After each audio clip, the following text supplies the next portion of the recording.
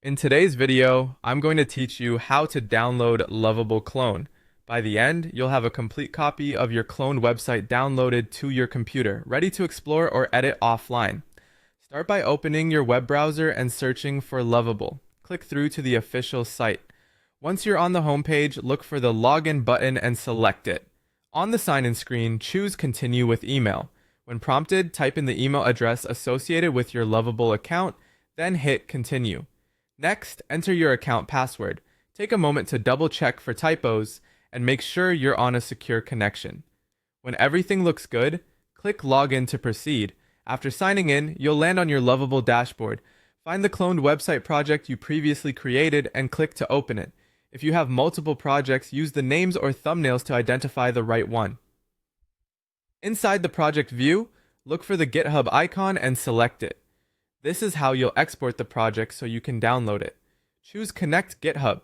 You may be asked to authorize the connection so Lovable can create or transfer a repository for your project.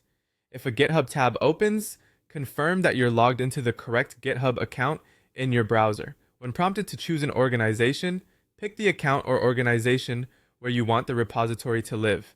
Make sure you have the necessary permissions to create repositories there. If you see a warning or confirmation about moving or transferring the project, click Transfer Anyway to proceed.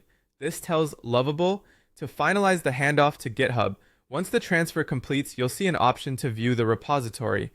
Click the View button that appears below to open the project on GitHub. In your GitHub repository, locate the green code button near the top right of the file list and click it. From the drop-down, select Download zip.